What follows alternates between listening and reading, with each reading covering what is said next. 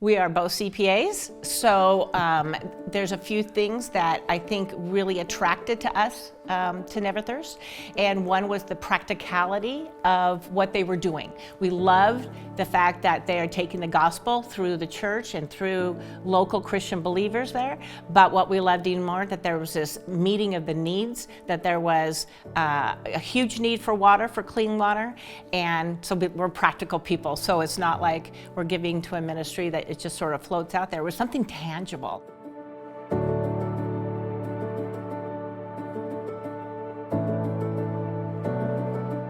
In about 2011, we read the book Radical by David Platt. And so reading Radical was a little bit of a shakeup to make us realize that, wait a minute, this is not what God calls us to do.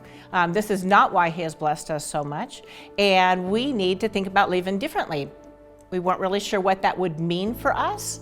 And so we went back to Radical, and there was a nonprofit that he had mentioned in Radical. So what we did was we started Googling the nonprofit out of Birmingham, Alabama, which brought us to Neverthirst. Being CPAs, the first thing I did was I pulled up their tax return on the IRS's website.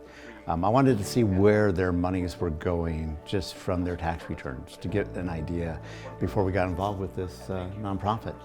And doing that gave me a good comfort that the majority of the funds were being used for projects, for the stuff that we wanted to get involved in. Mm-hmm. And us, we want to teach a person to fish. We don't want to just give them fish.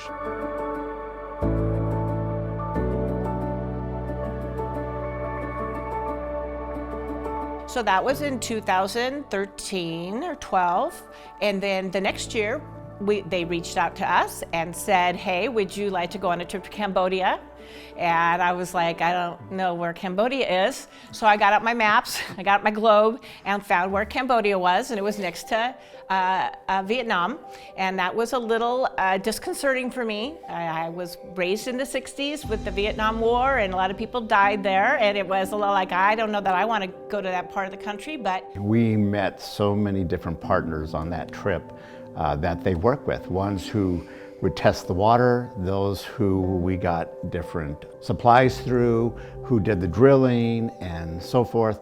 So through that process, it was just an amazing thing to see how they work, how things are done, and what these partners bring to the table. So to us, it was not just, it was an opportunity to see that the money went from here to here to here, and the work. And we got to visit the sites where they were doing biosand filters, rain tanks, drilling on the ground, and then seeing where water would have gotten collected and where now they were getting the water source. Mm-hmm. So the whole process, that's really what it helped do, is bring the whole process full circle for us. And then we even met on that trip, actually, some of the villagers and pastors, and that was even more impactful, that's a good word, because you saw the work on the ground and you saw them bringing the message to the village people. And so that's the thing with Neverthirst. It's not, they're providing clean water, but they're also giving living water, and that's what we also like about the whole process.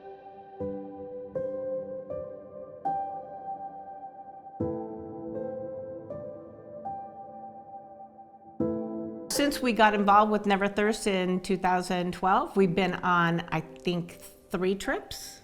Four trips. Cambodia, 2 to Cambodia, 1 to Uganda, and 1 to Nepal. And I was given the honor of, at one place we were very remote. It had taken us, we had taken a little raft over a river and little motos through the woods.